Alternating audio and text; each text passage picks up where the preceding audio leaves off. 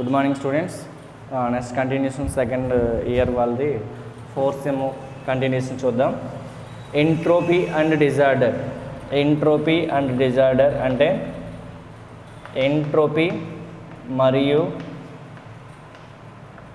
క్రమరాహిత్యం. క్రమరాహిత్యం తెలుగులో ఆ విధంగా అంటారు దాన్ని. ఓకే, చూడండి, ఎంట్రోపీకి క్రమరాహిత్యానికి మధ్య రిలేషన్ ఏంటో చూడాలి ఇక్కడ. అంటే ఏంటంటే ఒక ఏదైనా వ్యవస్థ చూసుకుంటే ఒక సిస్టమ్ తీసుకున్నప్పుడు దాని యొక్క ఎంట్రోపీ ఏ విధంగా ఉంటుంది, వాటి యొక్క అణువులు ఏ విధంగా అమరి ఉన్నాయి. క్రమరాహిత్యం అంటే క్రమంగా అమరి ఉండకపోవడం అనమాట.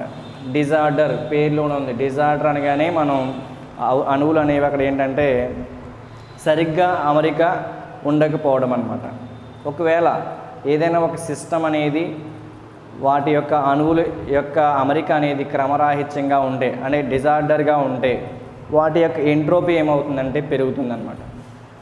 ఫర్ ఎగ్జాంపుల్ మనం గ్యాస్ తీసుకున్నాం, liquid, solid, 3 types of materials తీసుకున్నప్పుడు గ్యాస్ తీసుకున్నప్పుడు దీంట్లో మాలిక్యూల్స్ ఎలా ఉంటాయి, డిజార్డర్గా ఉంటాయి. ఎటు పడితే అటు. ఇప్పుడు ఎగ్జాంపుల్ మన ప్లేస్లో ఇప్పుడు ఉన్న ప్లేస్లోనే గ్యాస్ ఉంది. గ్యాస్లో అణువులు అనేవి ఎలా ఉంటాయి, ఒకవైపు ఒక క్రమంగా ఉండవు ఖచ్చితంగా. అంటే దీంట్లో గ్యాస్ మాలిక్యూల్స్ అనేవి డిజార్డర్ ఎక్కువగా ఉంటుంది. అదేవిధంగా దీంట్లో చూడండి, లిక్విడ్ అంటే వాటర్ తీసుకోండి. వాటర్లో కూడా మాలిక్యూల్స్ అనేవి కొంత వరకు కూడా క్రమంగా ఉంటాయి, కానీ దాంట్లో కూడా ఎక్కువగా క్రమరాహిత్యం ఉంటుందన్నమాట. డిజార్డర్ ఉంటుంది దీంట్లో కూడా. అదే సాలిడ్ మెటీరియల్ తీసుకుంటే, ఎగ్జాంపుల్ చాక్ పీస్ తీసుకుంటే, చాక్ పీస్ అనేది ఒక సాలిడ్ మెటీరియల్. దీంట్లో అణువులు అనేవి ఒక క్రమంగా అమరి ఉన్నాయి కాబట్టి ఇదొక సాలిడ్ మెటీరియల్ కింద ఉంది. దీంట్లో అణువులన్నీ కూడా క్రమంగా అమరి ఉన్నాయి. అంటే దీంట్లో డిజార్డర్ అనేది ఉండదు, క్రమంగా ఉన్నాయి ఆర్డర్గా. ఫర్ ఎగ్జాంపుల్ ఏంటంటే మనం ఒక సాలిడ్ మెటీరియల్ తీసుకుని డైరెక్ట్గా గ్యాసెస్ మెటీరియల్లోకి మారుస్తున్నాం. ఈ విధంగా మారుస్తున్నాం అన్నమాట. సాలిడ్ మెటీరియల్ నుంచి గ్యాస్ మాలిక్యూల్స్కి మారుతున్నాం. మార్చినప్పుడు ఏమవుతుంది, ఇక్కడ దీంట్లో ఆర్డర్ అంటే క్రమంగా ఉన్న అణువులు ఏమవుతుంది, ఇక్కడ డిజార్డర్గా ఉన్న అణువుల కింద చేంజ్ అవుతుంది. అంటే ఇక్కడ ఏమవుతుంది, డిజార్డర్ అనేది ఏమవుతుంది, ఇంక్రీజ్ అవుతుంది అనమాట. డిజార్డర్ అనేది ఇంక్రీజ్ అవుతుంది. అంటే క్రమరాహిత్యం అనేది ఇక్కడ ఏమవుతుంది, అణువుల క్రమరాహిత్యం అనేది ఏమవుతుంది, పెరుగుతుంది. ఇది పెరుగుతుంది కాబట్టి ఎంట్రోపీ కూడా పెరుగుతుంది అనమాట. మనం ఇప్పుడు తీసుకున్న కాన్సెప్ట్ ఏంటంటే ఎగ్జాంపుల్ సాలిడ్ మెటీరియల్ని డైరెక్ట్గా గ్యాస్ మెటీరియల్ కింద మార్చేసాం. మార్చినప్పుడు ఏమైంది, ఆర్డర్ అనేది డిజార్డర్ కింద కన్వర్ట్ అయింది. అంటే డిజార్డర్ అనేది ఏమైంది, అక్కడ ఇంక్రీజ్ అయింది. డిజార్డర్ అనేది ఇంక్రీజ్ అయిందంటే ఖచ్చితంగా ఎంట్రోపీ అనేది కూడా ఇంక్రీజ్ అవుతుంది అనమాట. నెక్స్ట్ ఇంకో ఎగ్జాంపుల్ ఏంటంటే సాలిడ్ మెటీరియల్ నుండి లిక్విడ్ మెటీరియల్ నుండి డైరెక్ట్గా సాలిడ్ మెటీరియల్ని ఉత్పత్తి చేయడం. లిక్విడ్ మెటీరియల్ ఎలా ఉంది, డిజార్డర్ ఉంటుంది. ఆ డిజార్డర్ ఉన్న మెటీరియల్ని తీసుకుని డైరెక్ట్గా సాలిడ్ మెటీరియల్ని ఉత్పత్తి చేస్తాం. ఇప్పుడు ఏమవుతుంది, డిజార్డర్ వల్ల తగ్గిపోతూ ఉంటుంది అన్నమాట. డిజార్డర్ తగ్గిపోతుంది కాబట్టి ఎంట్రోపీ అనేది కూడా తగ్గిపోతుంది అన్నమాట. అంటే ఎంట్రోపీకి డిజార్డర్కి రిలేషన్ చెప్తున్నాం అనమాట. ఇప్పుడు ఎంట్రోపీ అనేది డిజార్డర్కి డైరెక్ట్లీ ప్రపోర్షనల్గా ఉంటుంది. ఎంట్రోపీ పెరిగిందంటే ఖచ్చితంగా దాంట్లో డిజార్డర్ అనేది కూడా పెరుగుతుంది అనమాట. మనం తీసుకున్న సిస్టమ్ తీసుకుంటే ఇప్పుడు ఏంటి, లిక్విడ్ అనేది సాలిడ్గా మారింది. ఇదంతా ఒక వ్యవస్థ కింద తీసుకుంటే లిక్విడ్ అనేది సాలిడ్గా మారినప్పుడు దాని యొక్క డిజార్డర్ అనేది ఏమవుతుంది, అణువుల యొక్క క్రమరాహిత్యం అనేది తగ్గిపోతూ వస్తుంది. అణువుల క్రమరాహిత్యం తగ్గిందంటే ఖచ్చితంగా ఎంట్రోపీ కూడా డిక్రీజ్ అవుతుంది అనమాట. ఎంట్రోపీ కూడా తగ్గిపోతూ ఉంటుంది. ఇది ఎంట్రోపీకి డిజార్డర్కి ఉన్న రిలేషన్ కింద చెప్పుకోవచ్చు. ఇప్పుడు ఎగ్జాంపుల్ మనకి తీసుకున్న వాటికే ఎగ్జాంపుల్ తీసుకుంటే ఎగ్జాంపుల్ ఏంటంటే ఫస్ట్ ఐస్ ఒకటి, స్టీల్ ఒకటి. ఫస్ట్ ఐస్ తీసుకుంటే ఐస్ అనే దాన్ని సాలిడ్ మెటీరియల్గా ఉంటుంది. దాన్ని మనం ఏం చేయొచ్చు, గ్యాస్ మెటీరియల్ కింద మార్చవచ్చు అనమాట. ఐస్ అనే మెటీరియల్ ఈ ఐస్ అనేది దీనికి ఎగ్జాంపుల్ కింద తీసుకొచ్చింది. ఫస్ట్ తీసుకుంది అంటే సాలిడ్ మెటీరియల్ నుంచి దేనికి కన్వర్ట్ చేసాం మనం, గ్యాస్ మెటీరియల్ కింద కన్వర్ట్ చేసాం. అదేవిధంగా ఇక్కడ చూడండి, liquid material converted into solid material. Liquid అనేది ఇక్కడ ఎలా మారుతుంది, సాలిడ్గా మారుతుంది. అంటే స్టీల్ మనం ఏం చేస్తున్నాం, ఏదైనా స్టీల్ పాత్ర తయారవ్వాలంటే ఖచ్చితంగా మనం ఫస్ట్ స్టీల్ అనేది ద్రవ రూపంలో ఉన్నదాన్ని ఏ మెటీరియల్ ఏ పాత్ర కావాలో ఆ పాత్ర రూపంలోకి రావడానికి ఆ పాత్ర ఉన్న ఎక్విప్మెంట్లోకి ద్రవ రూపంలో ఉన్నదాన్ని వేస్తారనమాట. అది వేసిన తర్వాత కనీభవించి మనకి కావాల్సిన పాత్ర అనేది ఫామ్ అవడం జరుగుతుంది. స్టీల్ అనే దాన్ని కూడా ఎగ్జాంపుల్ కింద తీసుకోవచ్చు. దేన్ని liquid changes into solid material. ఇది ఎంట్రోపీకి డిజార్డర్కి ఉన్న రిలేషన్ కింద చెప్పవచ్చు అనమాట. నెక్స్ట్ కాన్సెప్ట్ చూడండి, దీనికి మళ్ళీ దీంట్లోనే ఎంట్రోపీ మరియు డిజార్డర్లోనే ఎగ్జాంపుల్స్ కింద ఏం తీసుకోవచ్చు అంటే మనకి ఫ్రీ ఎక్స్పాన్షన్ అంటే స్వేచ్ఛ వ్యాకోచం. నెక్స్ట్ రెండోది హీట్ కండక్షన్. దాన్ని తెలుగులో ఏమంటారంటే ఉష్ణ వాహనం. ఈ రెండు కాన్సెప్ట్స్ కూడా జరుగుతాయి అన్నమాట. మన దీంట్లో తీసుకుంటే ఎంట్రోపీ డిజార్డర్ ఆ రిలేషన్ చెప్పే దాంట్లో ఈ రెండు కాన్సెప్ట్లు అనేవి జరుగుతాయి. స్వేచ్ఛ వ్యాకోచం జరుగుతుంది, ఉష్ణ వాహనం జరుగుతుంది అనమాట. ఇది entropy and disorder. Next concept దీంట్లోనే ఎంట్రోపీ మీద చూసుకోండి. మొత్తం అంతా కూడా ఎంట్రోపీ అనేది సెకండ్ యూనిట్. దాంట్లో మనం థెర్మోడైనమిక్స్ నేర్చుకున్నాం. థెర్మోడైనమిక్స్లో మనం ఫస్ట్ నేర్చుకుంది ఏంటంటే కార్నాట్ ఇంజిన్, కార్నాట్ థియరం, ఇవన్నీ కూడా ఫస్ట్ ఒక పార్ట్ కింద తీసుకుంటే ఎంట్రోపీ అని అక్కడి నుంచేమో సెకండ్ పార్ట్ కింద తీసుకోండి. అంటే కార్నాట్ ఇంజిన్, కార్నాట్ థియరం ఇవన్నీ అక్కడ వరకు చదివితే ఖచ్చితంగా ఒక ఎస్సే వస్తుంది.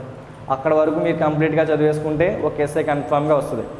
తర్వాత ఎంట్రోపీ కానించి నేర్చుకుంటే ఒక ఎస్సే వస్తుంది. రెండిట్లో మీరు ఒకటి రాయాలి సెకండ్ యూనిట్ నుంచి. అంటే మీకు ఏంటంటే సిలబస్ అనేది యూనిట్కి ఒకటే కాన్సెప్ట్, మనం దీంట్లో డివైడ్ చేసుకుంటున్నాం అంతే.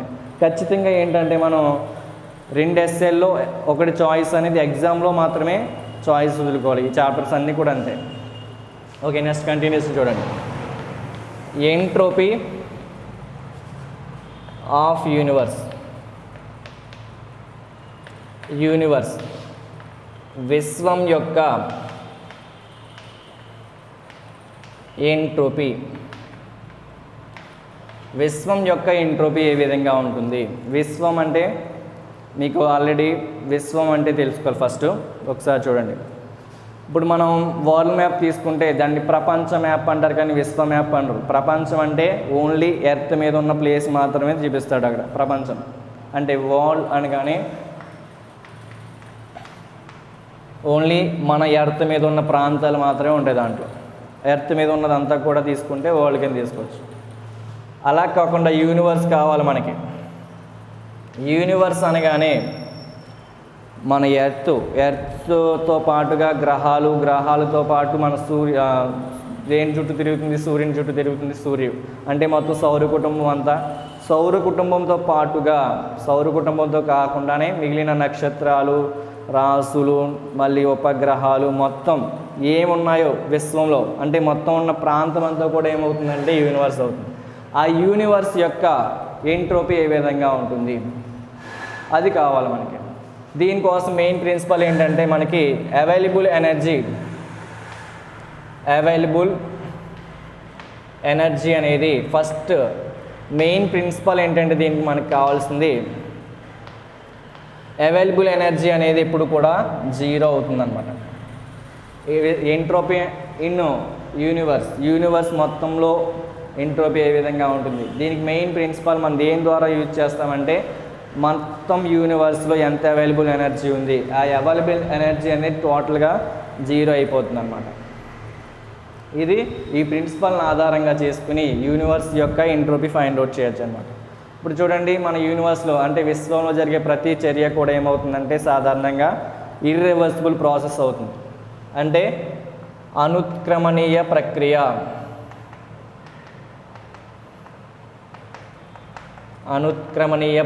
అంటే ఇర్రివర్సిబుల్ ప్రాసెస్ అన్నమాట. ప్రతి ప్రాసెస్ కూడా ఎక్కువగా ఇర్రివర్సిబుల్ ప్రాసెస్లే అవుతాయి. యూనివర్స్లో ఏ పని జరిగినా సరే అదంతా కూడా ఇర్రివర్సిబుల్ ప్రాసెస్ అవుతుంది. ఎగ్జాంపుల్ మనం డే బై డే తీసుకుంటే ప్రతిదీ కూడా ఫస్ట్ సూర్యోదయం జరుగుతుంది, లాస్ట్ సూర్యాస్తమయం జరుగుతుంది, అంటే సూర్యాస్తమయం జరుగుతుంది. రెండు కూడా ఫస్ట్ స్టార్టింగ్ సూర్యోదయం జరుగుతుంది, సేమ్ అదేవిధంగా సూర్యాస్తమయం జరుగుతుంది. ప్రతిదీ కూడా రిపీట్ అవుతుంది. అంటే రిపీట్ అంటే సూర్యాస్తమయం ఫస్ట్ జరిగి సూర్యోదయం తర్వాత జరగట్లేదు. ఫస్ట్ ఏ స్టార్ట్ అవుతుందో అదే జరుగుతుంది మళ్ళీ. అంటే ఓన్లీ ఫార్వర్డ్ డైరెక్షన్లో జరుగుతుంది. ఓన్లీ ఫార్వర్డ్ డైరెక్షన్లో జరిగితే ఆ ప్రాసెస్ అన్నీ ఏమవుతాయి? ఇర్రివర్సిబుల్ ప్రాసెస్లో అవుతాయి.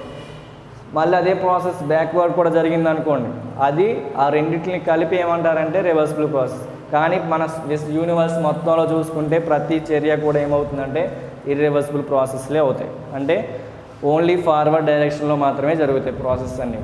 ఇప్పుడు ఫార్వర్డ్ డైరెక్షన్లో జరిగినప్పుడు కార్నాట్ ఇంజిన్ తీసుకుంటే, కార్నాట్ ఇంజిన్ తీసుకున్నప్పుడు అది రివర్సిబుల్ ఇంజిన్. రివర్సిబుల్ ఇంజిన్ ఉన్నప్పుడు ఉద్యోగత ప్రక్రియలో మొత్తం ఇర్రివర్సిబుల్ ప్రాసెస్లో ఎంట్రోపీ అనేది ఏమవుతుంది? Greater than zero. ఆల్రెడీ మనం నిన్న డిస్కస్ చేసుకున్నాం లాస్ట్ క్లాస్లో. ఇర్రివర్సిబుల్ ప్రాసెస్లో గ్రేటర్ దాన్ జీరో వచ్చింది, అంటే జీరో కంటే ఎక్కువ, అంటే ఎక్కువగా ఉంటుంది, ఇంక్రీజ్ అవుతుంది. అలా కాకుండా రివర్సిబుల్ ప్రాసెస్లో తీసుకుంటే ఎంట్రోపీ అనేది ఏంటి? జీరో ఉంది. జీరో అంటే కాన్స్టెంట్గా ఉంది. జీరో వాల్యూ అలా కాన్స్టెంట్గా, అంటే రివర్సిబుల్ ప్రాసెస్లో తీసుకుంటే దాని యొక్క ఎంట్రోపీ అనేది ఏముంది? జీరో అయింది. డెల్టా ఎస్ ఈక్వల్ టు నేను ఏమొచ్చింది? Delta S equal to zero వచ్చింది, అంటే కాన్స్టెంట్ వాల్యూ వచ్చింది. అలా కాకుండా ఇర్రివర్సిబుల్ ప్రాసెస్లో మాత్రం ఇంక్రీజ్ అవుతూ ఉంటుంది, పెరుగుతూ ఉంటుంది. మనం ఇప్పుడు యూనివర్స్ యొక్క ఎంట్రోపీ కావాలి. యూనివర్స్ యొక్క ఎంట్రోపీ కావాలంటే ఖచ్చితంగా దీంట్లో యూనివర్స్ అంతట్లో మొత్తం ప్రతి చర్య కూడా ఏమవుతుంది? ఇర్రివర్సిబుల్ ప్రాసెస్ జరుగుతుంది. ఎగ్జాంపుల్ మనం తీసుకున్న కార్నాట్ ఇంజన్ అనేది కూడా రివర్సిబుల్ ఇంజన్ కాబట్టి, రివర్సిబుల్ ఇంజన్ అనేది ఓన్లీ స్టార్టింగ్, అంటే ఫార్వర్డ్ డైరెక్షన్ మాత్రమే తీసుకోండి, బ్యాక్వర్డ్ అనేది తీసుకోకుండా. ఫార్వర్డ్ డైరెక్షన్ తీసుకుంటే టోటల్గా ఏంటంటే ఫస్ట్ సోర్స్ దగ్గర నుంచి హీట్ తీసుకుని, కొంత ఉష్ణాన్ని తీసుకుని, కొంత వర్క్ డన్ చేసి మిగిలిన ఉష్ణాన్ని సింక్ ఇచ్చేయడం జరుగుతుంది. అక్కడ వరకు మళ్ళీ సింక్ నుంచి వెనక్కి రాదు, అది ఇర్రివర్సిబుల్ ప్రాసెస్ అవుతుంది. ఇప్పుడు దీని ప్రకారం తీసుకుంటే మనం అవైలబుల్ ఎనర్జీ ఎంత ఉంటుంది అనేది ఫైండ్ అవుట్ చేస్తే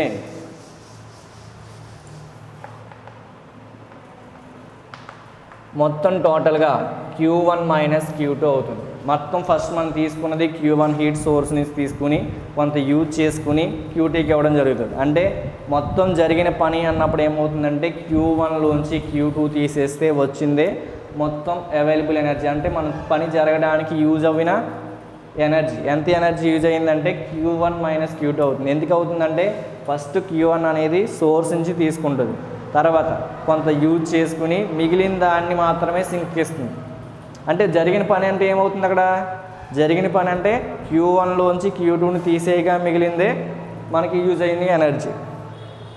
మనం జరిగిన పనికి యూజ్ అయిన ఎనర్జీ అవైలబుల్ ఎనర్జీ కింద తీసుకొచ్చాను. దీన్ని ఏ విధంగా తీసుకోవచ్చు అంటే Q1 కామన్ చేశారనుకోండి, దీన్ని 1 మైనస్ Q2 బై Q1 కింద రాసుకోవచ్చు. దీంట్లో Q1 కామన్ చేశాను, ఇక్కడ 1 ఉంటుంది, ఇక్కడ Q1 లేదు కాబట్టి Q2 బై Q1 అని వస్తుంది. ఇప్పుడు ఏంటంటే మనకి ఎంట్రోపీలో ఏమొచ్చిందంటే Q1 by T1 equal to Q2 by T2. ఎప్పుడు ఇది? రివర్సిబుల్ ప్రాసెస్లో. అంటే దీన్ని ఇంకెలా రాసుకోవచ్చు? Q1 by Q2 equal to T1 by T2 అని రాసుకోవచ్చు. ఓకే, ఇప్పుడు Q2 బై Q1 అంటే ఏం రాసుకోవచ్చు? Q2 బై Q1 అంటే రివర్స్ చేయడమే. అంటే ఏమవుతుంది? Q1 into 1 minus T2 by T1 అవుతుంది అన్నమాట. ఇది అవైలబుల్ ఎనర్జీ. ఇప్పుడు ఏంటంటే మనం T2 అనేది కోల్డెస్ట్ వాల్యూ, T1తో కంపేర్ చేసుకుంటే టెంపరేచర్ అనేది తక్కువ ఉన్న వాల్యూ అనమాట. ఆ తక్కువ ఉన్న వాల్యూ ఇంకా లాస్ట్ కనిష్ట మినిమం వాల్యూ తీసుకుంటే, అంటే మొత్తానికి సిస్టమ్ యొక్క మినిమం టెంపరేచర్ ఏమనుకుంటున్నామంటే T0 అనుకుంటున్నాం అన్నమాట.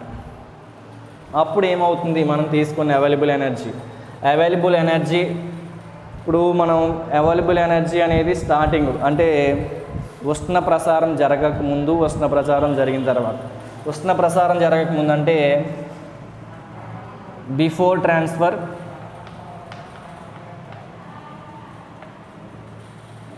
After transfer.